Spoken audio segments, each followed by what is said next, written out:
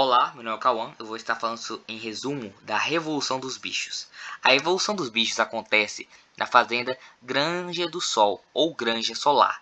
Essa fazenda era administrada pelos humanos, pela família do Sr. Jones. O Sr. Jones era um fazendeiro negligente e extremamente explorador com seus animais, dando mínimos para sobreviver. Entre os animais existia o Major. O Major era um porco muito respeitado, era um idoso, com mais de 12 anos de vida, e ele era muito querido da comunidade e foi muito bem ouvido. Ele criou um hino e algumas reuniões entre os animais para unirem, criar uma revolução. O hino representava a união e era uma forma de saudação entre eles. As reuniões eram feitas secretamente e conseguiram criar força para derrubar a família dos humanos. Conseguiram expulsar a família do Sr. Jones, agora a liderança é dos animais. A liderança era comandada pelos porcos do início até o fim dessa revolução. O Major ele morre e deixa dois porcos então assumirem o poder. O Napoleão e o Bola de Neve, que criaram juntos 7 regras, os 7 mandamentos daquela fazenda, que eram: qualquer coisa que ande sobre 2 pernas é inimigo, qualquer coisa que ande sobre 4 patas ou tenha asas é amigo, nenhum animal usará roupas, nenhum animal dormirá em cama, nenhum animal beberá álcool, nenhum animal matará outro animal e, a mais importante, todos os animais são iguais. Estabeleceram essas 7 regras. Porém, o Bola de Neve ele era um pouco mais idealizado, pensava na construção de moinho de vento, pensava na ideia de união, enquanto o Napoleão era mais autoritário. Essa adversidade entre eles, um autoritário e outro idealizado, fez com que o Napoleão, questionando essa administração do Bola de Neve, ele treinasse os cachorros e, com a ajuda deles, conseguiu expulsar o Bola de Neve. Agora a administração é feita unicamente pelo Napoleão. Todos os porcos estão nessa liderança. Um deles mais importante, que eu vou falar brevemente, é o Garganta. O Garganta é um porco que ele tem a habilidade de persuasão e vai ser muito importante para esse governo de Napoleão. Agora, com o Garganta e com a administração pelos porcos, eles vão alterar as regras daquela fazenda originais. Agora, por exemplo, os porcos estabeleceram que nenhum animal beberá álcool. Agora ficou: nenhum animal beberá álcool em excesso, ficar sóbrio. Entre outras regras, foram mudando para os gostos dos porcos. E essa revolução foi cada vez mais degradando os demais animais e os porcos cada vez mais luxuosos, cada vez mais gananciosos. Ao ponto que os animais relembraram a época na época do Sr. Jones, que era humano, e viram que a sua mudança, o seu cenário, praticamente não mudou. É a mesma coisa, só que pior. E agora, em vez de nós termos liberdade, cada vez menos foram tirando liberdade, criando uma ditadura entre os animais. Então, teve um questionamento final desse livro, que é: os porcos cada vez mais foi se tornando novos humanos, entre aspas. Eles começaram a andar em 2 patas, eles começaram a fazer atitudes de humanos, não pareciam mais animais. Era muito difícil diferenciar um porco de um animal. Inclusive, um grande trabalhador dessa época, um cavalo, ele era muito fiel, o Sansão, e ele, apesar disso, no fim de sua vida, quando ficou doente, os porcos mataram uma Madária pelo matedouro para pegar o dinheiro. Essa evolução traz um aspecto análogo criticamente à Revolução Russa. O Major era o nosso Lenin, enquanto os demais, como o Bola de Neve e o Napoleão, eram representações do Stalin e do Trotsky. Eu espero que tenha falado certo. Esse é o resumo e comparação com a Revolução Russa e a política que estava naquela época permeando em 1945, quando esse livro foi escrito. Olá pessoal, meu nome é Ana Clara e para começarmos a nossa apresentação, eu vou contextualizar a obra A Revolução dos Bichos e fazer uma ponte com o filme A Onda, trazendo também um olhar da filosofia e da sociologia. A ideia é entender não só o que acontece na história, mas o que ela quer dizer sobre a nossa sociedade. Bom, o livro A Revolução dos Bichos foi escrito pelo autor britânico George Orwell em 1945, logo após a Segunda Guerra Mundial. Esse era um momento de intensas transformações políticas. De um lado, o mundo comemorava a queda do nazismo e do outro começava a Guerra Fria e cresciam os regimes totalitários, como a União Soviética de Stalin. Orwell, que era um defensor da democracia e crítico do autoritarismo, escolheu escrever uma fábula com animais para falar de temas muito humanos: poder, manipulação e desigualdade. Então, embora pareça uma história infantil sobre bichos, na verdade é uma metáfora para entender como funcionam as revoluções e os sistemas de poder. Agora, nós vamos dar um salto no tempo. No filme A Onda, um professor alemão, ele decide fazer um experimento para explicar aos seus alunos como surgem os regimes autoritários. E ele cria regras simples, gestos e símbolos para dar unidade ao grupo. Só que, em poucos dias, o que era apenas um projeto educativo se transforma em um movimento real, com a exclusão de colegas, agressões e culto à liderança. Ou seja, a mensagem do filme é que mesmo em sociedades modernas e democráticas, as pessoas podem facilmente ser levadas a aceitar normas autoritárias se não houver um pensamento crítico. Vocês percebem como isso conversa com a Revolução dos Bichos? Lá também, os animais começam unidos por ideias justas, mas acabam criando um sistema de opressão ainda maior. Do ponto de vista da filosofia política, a Revolução dos Bichos dialoga com várias ideias. Russell falava do contrato social e do desejo de igualdade. Marx falava da luta de classes e do perigo da alienação do trabalhador. Nietzsche alertava para a vontade de poder e a ética dos fortes. No livro, vemos esses conceitos aparecendo e se distorcendo. O contrato social dos animais vira dominação. A luta por igualdade se transforma em desigualdade. E a vontade de poder concentra tudo nas mãos dos porcos. E no filme A Onda, isso também acontece. Um simples contrato pedagógico se torna uma estrutura autoritária. Os alunos abrem mão da autonomia e entregam seu poder ao líder. Já na sociologia, podemos lembrar Max Weber, que descreveu como a burocracia e a hierarquia surgem dentro das organizações. Althusser, que falou dos aparelhos ideológicos do Estado, e Foucault, que estudou como o poder se exerce sobre os corpos e mentes. Em A Revolução dos Bichos, vemos a burocracia crescendo, regras, mandamentos, slogans e os aparelhos ideológicos funcionando para manter os animais obedientes. Em A Onda, vemos o mesmo processo, símbolos, disciplina, exclusão e controle da narrativa para consolidar o poder do grupo. Ou seja, tanto no livro quanto no filme, mostram como, sociologicamente, as estruturas autoritárias podem nascer dentro de um movimento aparentemente libertador. Portanto, pessoal, a grande lição dessa contextualização é perceber que a Revolução dos Bichos e A Onda não falam apenas de animais ou de um experimento escolar. Eles falam de nós, de como as ideias nobres podem ser manipuladas, de como os grupos podem perder o senso crítico e de como precisamos da filosofia e da sociologia para entender e resistir a esses processos. Esse é o ponto de partida da nossa apresentação. A Revolução dos Bichos, George Orwell mostra como os animais cansados da exploração do fazendeiro decidem se unir em busca da igualdade e liberdade. Essa promessa de mudança traz esperança, uma vida melhor, onde todos seriam iguais e nenhum viveria na miséria. Mas, porém, como nas revoluções da história real, na prática, essa promessa se torna meramente uma ilusão.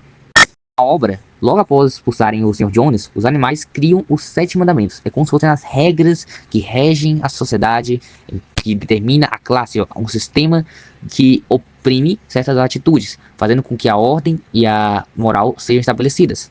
E o mais importante deles é, sem dúvida, todos os animais são iguais. Essa frase representa o ideal da justiça que moveu a revolução.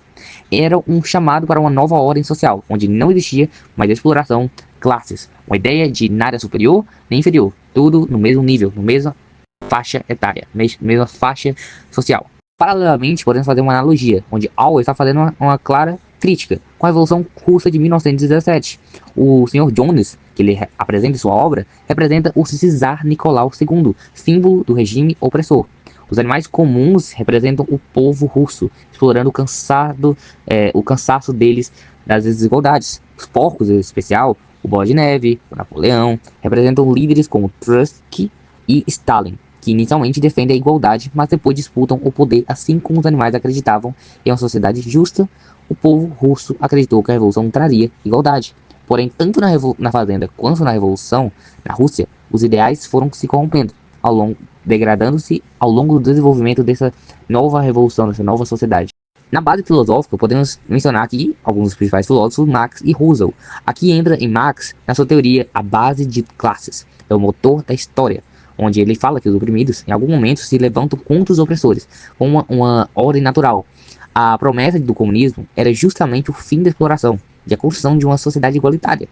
Também podemos lembrar Russell, que dizia que o homem nasce livre, mas é aprisionado pelas suas estruturas sociais. Em outras palavras, podemos dizer que as pessoas são livres em suas decisões, porém o sistema é tão confinado, tão ramificado, tão enraizado em suas estruturas sociais que é praticamente impossível sair de sua forma de ser. Está aprisionado, confinado em seus valores pré-estabelecidos. Esse pensamento ajuda a entender por que o ideal de igualdade é tão forte nas revoluções. Na obra, os animais acreditam estar rompendo com essas correntes da opressão humana, exatamente como o povo russo acreditava estar rompendo com o czarismo. Portanto, a Revolução dos Bichos nos mostra de forma alegórica como os ideais revolucionários podem nascer nobres, mas sem vigilância crítica acabam sendo corrompidas. A história da Fazenda é a história da Revolução Russa, um povo que busca igualdade, mas viu a revolução ser apropriada por líderes que construíram um novo regime autoritário. Em A Onda, a ideia de igualdade parece como algo sedutora.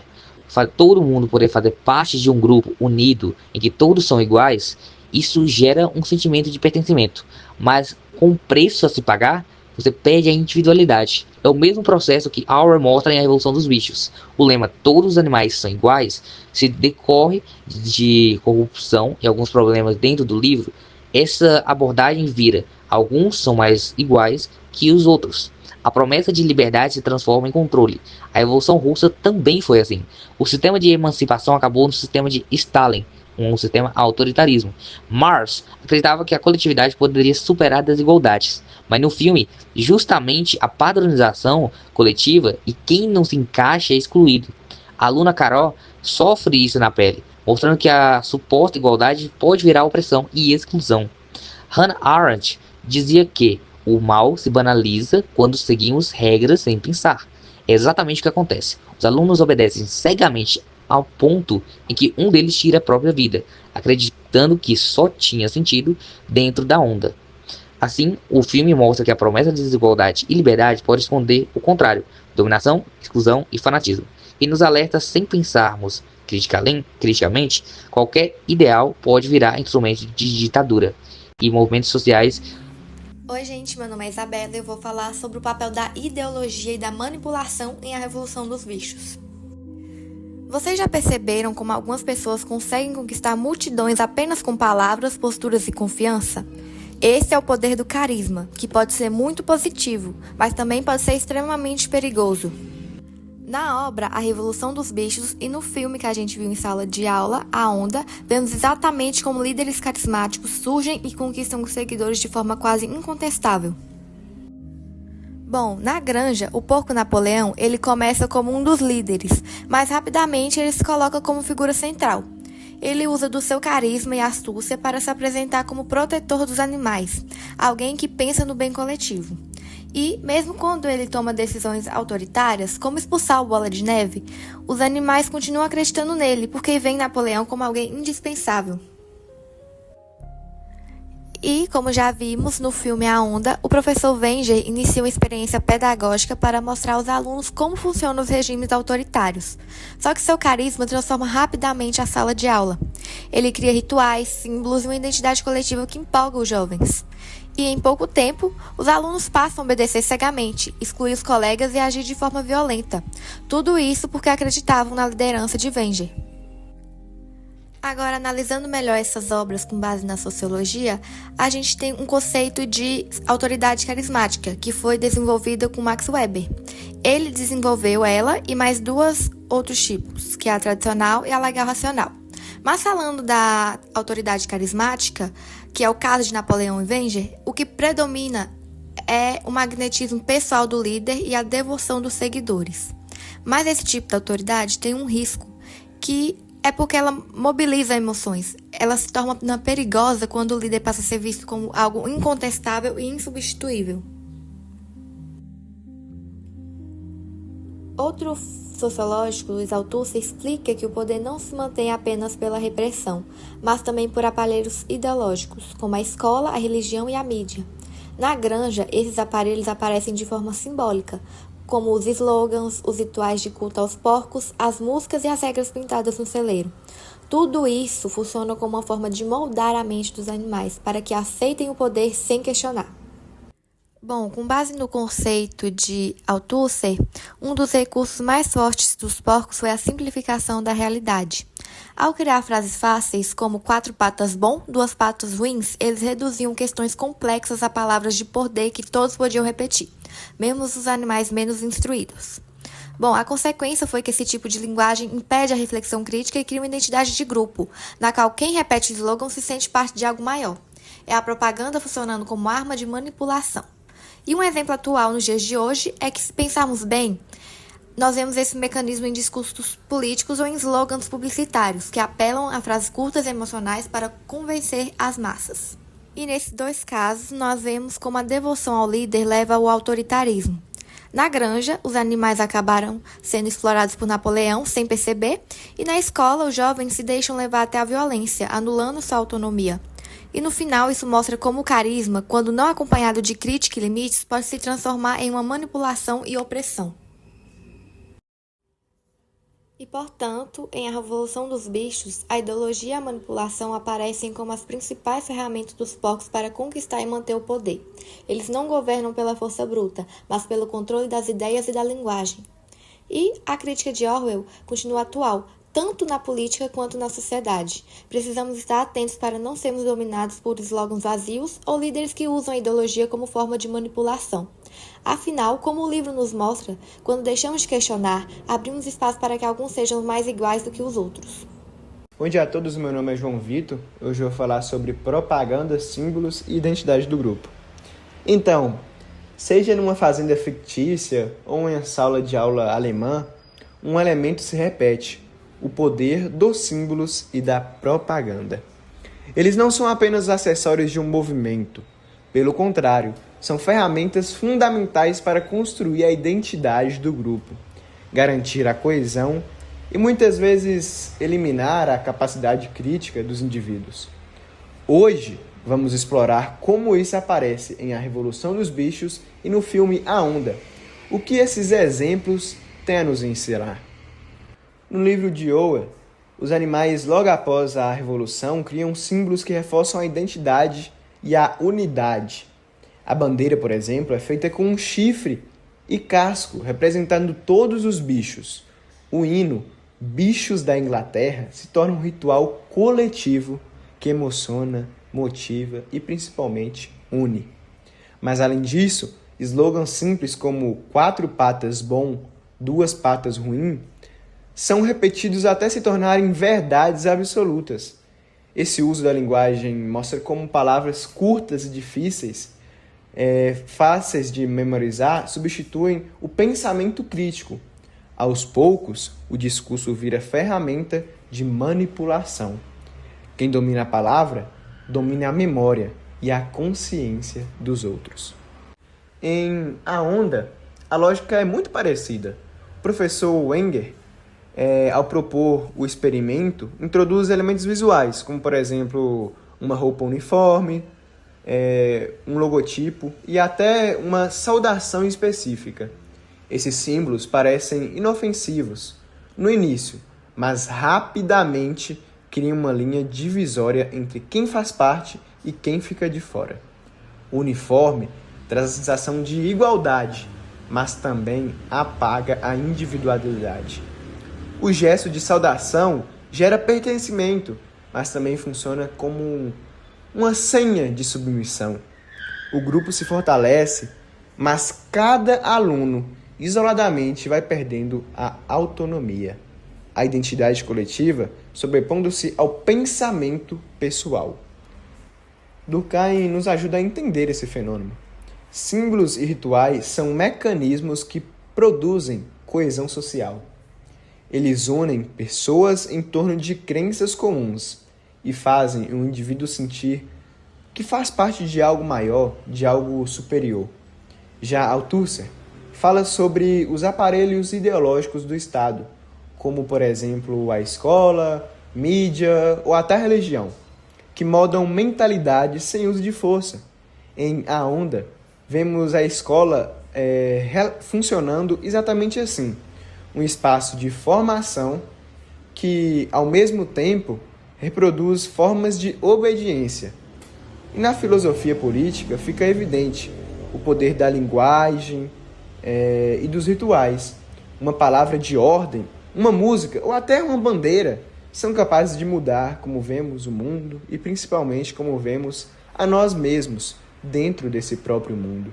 Por trás do aparente senso de união pode estar escondida uma poderosa ferramenta de controle. Se olharmos para o presente, percebemos como estes mecanismos continuam atuando.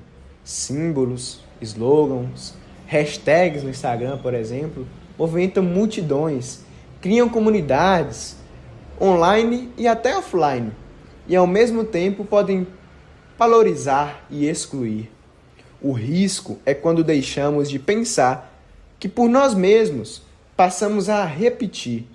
O uniforme, o hino, a hashtag deixam de ser escolhas e passam a ser obrigações. E neste momento, a identidade coletiva vira um instrumento de manipulação. E a pergunta que se fica, a pergunta que eu deixo para vocês é: até que ponto os símbolos nos unem? E até que ponto eles nos aprisionam?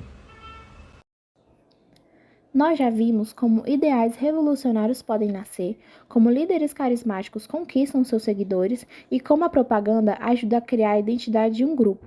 Agora, eu, Tayla, vou apresentar um ponto também muito importante, que é a burocratização e a hierarquia do poder. Esse tema mostra como qualquer movimento, mesmo quando começa com os melhores objetivos, tende a se transformar em um sistema cheio de regras, cargos e divisões. Essa transformação pode até dar ordem ao grupo, mas também cria muita desigualdade e concentração de poder. Na obra A Revolução dos Bichos, tudo começa com um sonho coletivo. Os animais acreditavam que, expulsando os humanos, eles poderiam viver em liberdade e igualdade. E para isso, eles criam os 7 mandamentos, que serviriam como base dessa nova sociedade. Mas com o tempo, quem controla o poder, que no caso são os porcos, passa a alterar esses mandamentos, os adaptando às suas próprias vantagens. O que antes era uma regra simples e clara vai se transformando em normas cada vez mais complicadas e injustas. E no fim, os animais percebem que a revolução que deveria libertá-los apenas os colocou em uma nova hierarquia, onde os porcos ficam no topo e os demais ficam na base. Isso nada mais é que a burocracia transformando ideais em dominação. No filme A Onda, vemos esse processo de forma ainda mais próxima da nossa realidade. No início, é apenas um projeto pedagógico, onde se deve seguir algumas regras para entender como funciona a disciplina e a união. Mas o grupo cresce, começa a criar símbolos, uniformes e até gestos próprios. Isso gera exclusões, porque quem não segue as regras passa a ser visto como diferente e até mesmo como inimigo. O que era para ser apenas uma experiência de alguns dias vira uma estrutura rígida de poder dentro da sala de aula, mostrando como a burocratização e a hierarquia podem nascer muito rápido, mesmo em pequenos grupos. O sociólogo Max Weber explicava que a burocracia é uma forma de organização baseada em regras, funções específicas e hierarquias bem definidas. Isso traz ordem e eficiência, mas também limita a liberdade individual e cria relações de poder muito rígidas. Se olharmos filosoficamente, vemos que esse processo revela como a busca por ordem pode afastar a sociedade de seus ideais iniciais. A filosofia política alerta que o poder, quando não tem limites, ele tende a se institucionalizar, se organizar em regras e tornar cada vez mais distante do povo. Em outras palavras, os movimentos que começam espontâneos e com objetivos nobres inevitavelmente, correm o risco de virar máquinas de controle. Tanto em A Revolução dos Bichos quanto em A Onda, aprendemos uma lição muito clara. Sem crítica e vigilância, a burocracia e a hierarquia do poder podem destruir os sonhos de igualdade. Esse processo não ficou no passado, basta olhar para os governos, empresas e até grupos sociais de hoje. Muitas vezes, ideais legítimos acabam sendo engolidos por estruturas rígidas e autoritárias. E a pergunta que fica é: será que a gente também não corre esse mesmo risco todos os dias quando aceitamos regras sem questionar? Olá, pessoal, bom dia. Eu sou Duda e vou falar para vocês um pouco sobre alienação, obediência e massa e como isso se relaciona com o nosso livro, A Revolução dos Bichos, e o filme A Onda, que nós assistimos tem um pouquinho de tempo atrás. Então, quando falamos de movimentos autoritários, muitas vezes pensamos só nos líderes, como Hitler, Stalin e etc. Mas um ponto central está na massa que obedece. A alienação e a obediência cega transformam pessoas comuns em instrumentos de regimes de poder. E o que a gente pode ver na Revolução dos Bichos? O cavalo Sansão, o boxer, simboliza essa postura. Ele é trabalhador, leal e sempre repete frases como trabalharei mais ainda. E Napoleão tem sempre razão. Isso mostra a alienação que ele tem. E que ele acredita que seu esforço individual é suficiente, mas não percebe que está sendo explorado e manipulado. Essa figura representa o trabalhador que não questiona sua própria condição. E o que a gente pode ver que isso se relaciona com o filme A Onda? No filme A Onda, vemos algo semelhante com os alunos, porque eles, mesmo percebendo os exageros, continuam obedecendo às ordens do professor Wendy. E aí, a pressão do grupo e o medo de se destacar fazem com que aceitem práticas cada vez mais autoritárias. E isso é um exemplo claro de como a massa pode se submeter por conformismo. E o que Marx e Hannah Arendt falam sobre isso? Primeiramente, Marx fala sobre a alienação, que é quando o indivíduo perde a consciência de seu papel social, passando a agir mecanicamente, como se fosse uma máquina controlada por alguém. E a Hannah Arendt ela traz essa ideia de banalidade do mal. Pessoas comuns podem colaborar com regimes opressores apenas porque elas estão seguindo ordens de alguém. E essas duas perspectivas ajudam a gente a entender que não basta analisar o líder apenas, o líder autoritário, mas é preciso olhar também para os seguidores, que sem reflexão crítica sustentam o sistema e são Maria vai com as outras, né, praticamente. Outra coisa, a gente tem que entender e tem que compreender que o maior perigo, portanto, não é só o líder carismático, mas a passividade da massa. Quando deixamos de pensar e questionar, a gente se torna parte de um processo autoritário sem perceber. Então, qual que é o resumo que a gente pode tirar disso?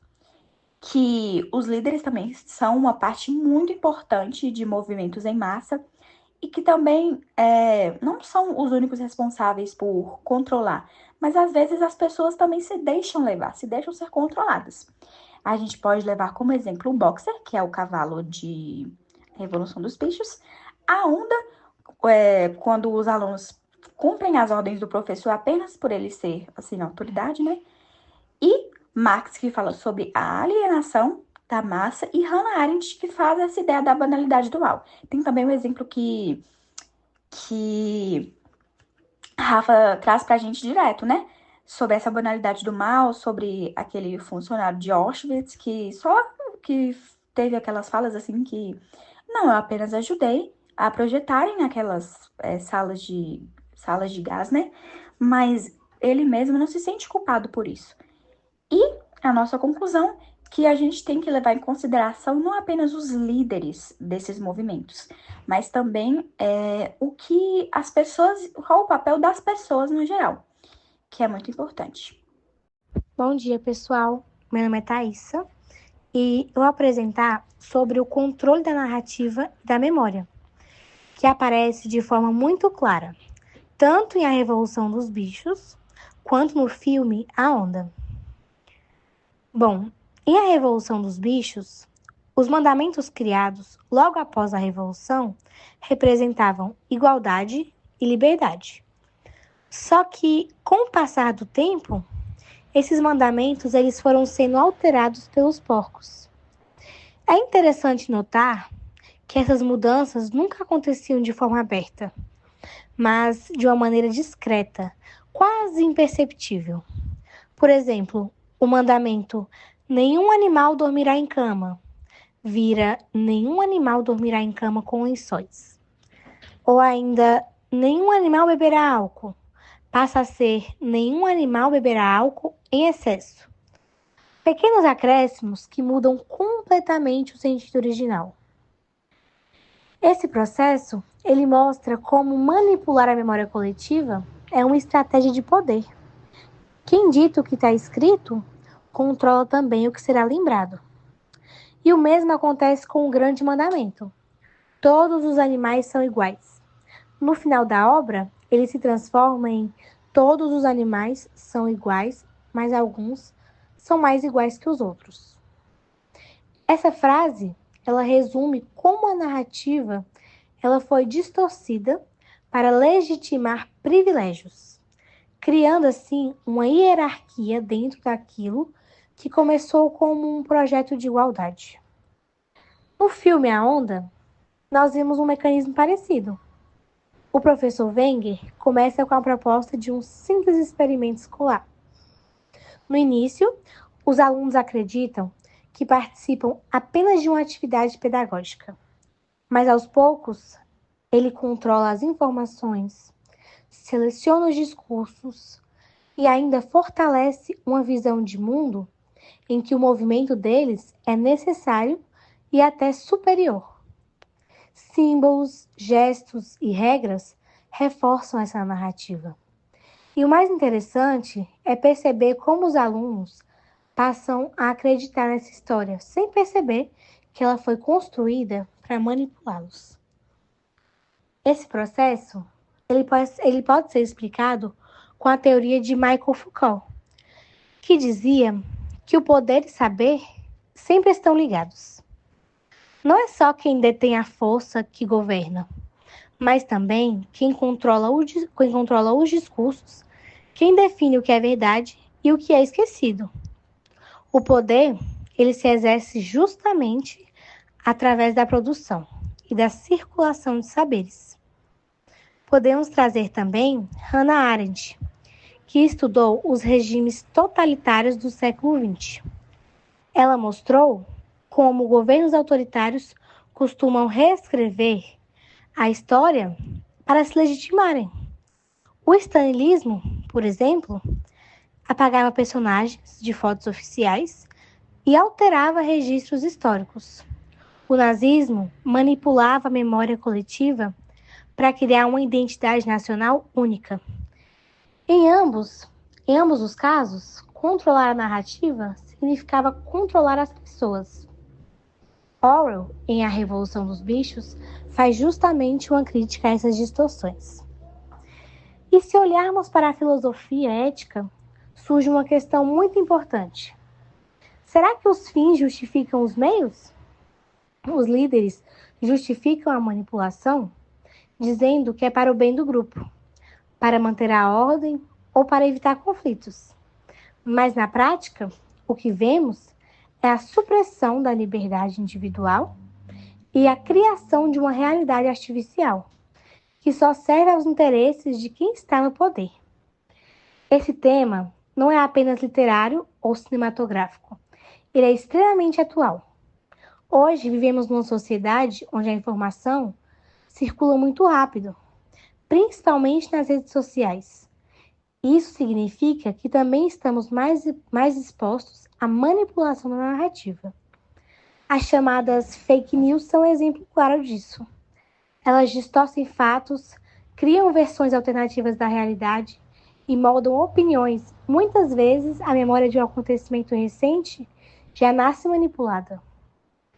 Também podemos pensar no revisionismo histórico, quando certos grupos tentam reinterpretar ou até apagar acontecimentos para construir uma narrativa conveniente. Isso acontece com ditaduras, com guerras, com questões sociais. A disputa pela memória coletiva é até hoje um campo de luta pelo poder. Tanto em A Revolução dos Bichos quanto em A Onda, vemos um alerta. Quando as pessoas não questionam, quando aceitam sem reflexão o discurso oficial, acabam se tornando reféns da narrativa. Os animais da fazenda não percebiam as alterações porque estavam alienados.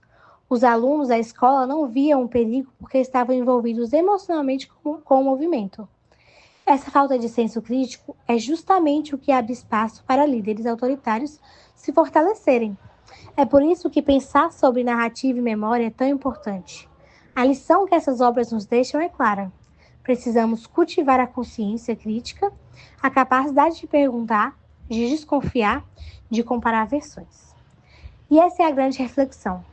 Entender que memória e narrativa são ferramentas de poder e que cabe a nós desenvolver um olhar crítico para não sermos manipulados. Bom, gente, meu nome é Júlia, eu vou falar sobre conexão com a atualidade e reflexão crítica. Ao lermos A Revolução do Bicho, podemos perceber que George não escreveu apenas uma fábula sobre animais, mas sim uma profunda crítica social e política, que continua extremamente atual. A história é ambientada em uma fazenda, mostra como ideias de liberdade e igualdade podem ser facilmente distorcidas, quando pode passar por ser concentrado nas mãos de poucos, e quando olhamos para o nosso mundo hoje, não é difícil encontrar conexões diretas com aquilo que George nos alertava. Um dos pontos mais evidentes é a manipulação da informação na fazenda. Os porcos modificam os mandamentos sempre que isso lhes convém, e os outros animais sem memória ou até mesmo sem coragem tinham medo de questionar e acabavam aceitando aquilo como tudo fosse verdade. Isso se parece muito com o que vivemos atualmente, como a disseminação das fake news, notícias falsas, informações distorcidas ou até mesmo exageradas, circulam em enorme rapidez, moldando opiniões e dividindo sociedades. Assim como os animais acreditavam cegamente no que havia escrito no celeiro, muitas vezes nós também aceitamos o que chega até nós sem checar. E isso abre um espaço perigoso para a manipulação. Outro aspecto marcante é o crescimento dos extremismos. A Revolução dos Bichos começa com uma ideia nobre, criar uma sociedade mais justa, em que todos fossem iguais. Porém, com o tempo, esse ideal se transformar em tirania e os próprios líderes que prometeram igualdade passaram a explorar os demais. Isso nos mostra como até mesmo os movimentos que surgem como intenções legítimas podem acabar se distorcendo quando não existe vigilância, senso crítico e principalmente limites éticos. Essa reflexão é muito atual, pois ainda hoje vemos causas importantes sendo usadas como uma desculpa para as práticas radicais e autoritárias.